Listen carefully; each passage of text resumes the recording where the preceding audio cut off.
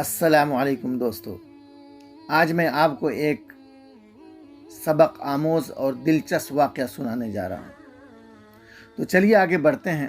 کہتے ہیں کہ بہت پہلے ایک نیک دل اور انصاف پسند بادشاہ کی حکمرانی تھی۔ اس کی قوم اس سے بہت خوش تھی کیونکہ اپنی رعایا کا بہت خیال رکھتا تھا۔ وہ اپنی پہچان چھپا کر شہر میں چکر لگایا کرتا تھا، گھوما کرتا تھا تاکہ لوگوں کے دکھ درد اور ان کے حالات کو معلوم کر سکے۔ ویسے ہی ایک دن وہ اپنا حلیہ بدل کر شہر میں گھوم رہا تھا کہ اچانک اس کی نظر لوگوں کی ایک بھیڑ پر پڑی۔ قریب جا کر دیکھا تو ایک شخص کی لاش پڑی تھی، بے یار و مددگار۔ سب لوگ اس کو گھیرے ہوئے ہیں، آپس میں چیمی گوئی کر رہے ہیں، لیکن کوئی بھی شخص کے کفن دفن کے انتظام کے لیے تیار نہیں تھا۔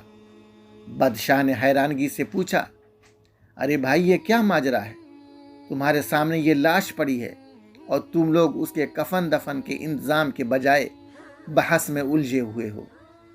وہ سب ایک آواز ہو کر کہنے لگے، ہم تو اس کو ہاتھ بھی نہیں لگائیں گے۔ بادشاہ نے حیرانگی سے پوچھا، وہ کیوں؟ وہ کہنے لگے، یہ شخص شراب کے اڈے پہ جایا کرتا تھا اور طوائف کے کوٹھی پہ بھی جایا کرتا تھا۔ یہ بہت بڑا گنہگار شخص ہے، لہٰذا ہم اس کو ہاتھ بھی نہیں لگائیں گے، ورنہ ہم بھی گنہگار ہو جائیں گے۔ بادشاہ سوچ میں پڑ گیا۔ حقیقت جاننے کے لیے ان لوگوں سے اس شخص کے گھر کا پتہ دریافت کیا اور اس کے گھر پہنچ گیا اور اس کی بیوی سے پوچھا، بہن، یہ کیا معاملہ ہے؟ باہر تمہارے شوہر کی لاش پڑی ہے اور کوئی اسے ہاتھ لگانے کے لیے بھی تیار نہیں۔ آخر ماجرا کیا ہے؟ اس کی بیوی زار و قطار رونے لگی اور کہنے لگی، بھائی، یہ لوگ غلط کہہ رہے ہیں۔ میرا شوہر نہ تو شرابی تھا اور نہ ہی زانی، بلکہ وہ تو ایک بہت ہی نیک دل انسان تھا۔ بادشاہ نے کہا، مگر یہ لوگ تو کہہ رہے ہیں کہ تمہارا شوہر شراب کے اڈے اور طوائف کی کوٹھی پہ جایا کرتا تھا۔ تو عورت بتانے لگی کہ بے شک میرا شوہر شراب کے اڈے پہ جایا کرتا تھا اور شراب کی ایک بوتل خریدتا اور اسے وہیں توڑ دیتا تھا اور بہت خوش ہو کر کہتا کہ چلو آج میں نے ایک شرابی کو شراب پینے سے روک دیا اور ایک شخص کو گناہ سے بچا لیا۔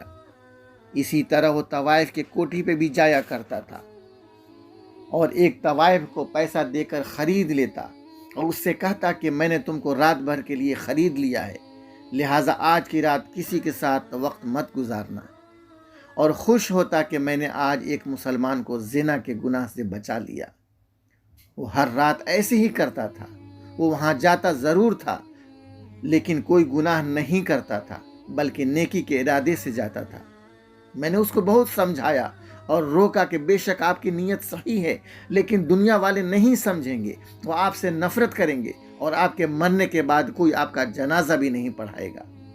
تو مسکرا کر ہمیشہ ایک ہی جواب دیتا تھا، تم دیکھنا میرا جنازہ بادشاہ وقت پڑھائے گا۔ اب دیکھو، ویسا ہی ہوا جس کا مجھے ڈر تھا۔ بادشاہ نے کہا، بالکل نہیں، تمہارا شوہر بالکل ٹھیک کہتا تھا، اس کا جنازہ بے شک بادشاہ وقت ہی پڑھائے گا۔ یہ کہہ کر بادشاہ اپنے محل گیا اور اس شخص کے کفن دفن کے انتظام کا حکم دیا، اور بادشاہ نے ساری دنیا کو اس کی نیکی کی حقیقت بتائی، اور خود بادشاہ وقت نے ہی اس شخص کی نماز جنازہ پڑھائی۔ تو دوستو، اس واقعے سے ہمیں یہ سبق ملتا ہے کہ بغیر تحقیق کیے یا حقیقت جانے بغیر کسی کے اوپر الزام نہیں لگانا چاہیے۔ دوسرا یہ کہ ہمیں ایسا کوئی کام بھی نہیں کرنا چاہیے جو دوسروں کو شک و شبہ یا غلط فہمی میں مبتلا کر دے۔ تیسرا یہ کہ اللہ تعالیٰ اپنے نیک بندوں کو کبھی بھی رسوا نہیں کرتا۔ نیکی کبھی بھی برباد نہیں جاتی، بلکہ اس کا صلہ ضرور ملتا ہے۔